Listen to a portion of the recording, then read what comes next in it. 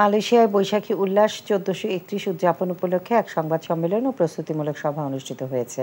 Malaysia থেকে NTV staff correspondent Kaiser Hamid Hannan জানান, অরাজনৈতিক ও চ্যারিটি ধর্মী সংগঠন বিডি এলিট ক্লাবের আয়োজনে কুয়ালালামপুরের বুকিত বিনতাংয়ের ব্যাচেলর পয়েন্ট রেস্টুরেন্টে এই সংবাদ সম্মেলনের আয়োজন করা হয়। সংবাদ সম্মেলনে জানানো হয়, আগামী ১১ই মে শনিবার কুয়ালালামপুরের ক্রাফট কমপ্লেক্স দিনব্যাপী এই অনুষ্ঠানের আয়োজন করা হয়। এতে অংশ নেবেন বাংলাদেশ থেকে আগত এক ঝাঁক তারকা শিল্পী।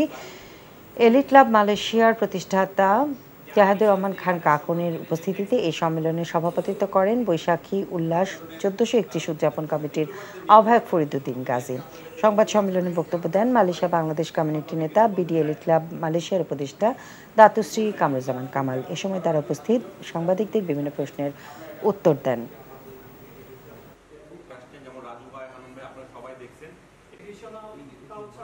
বিকাশে কম খরচে ক্যাশ আউটের লিমিট বেড়ে ৫০,০০০, প্রিয় এজেন্টও ২টা।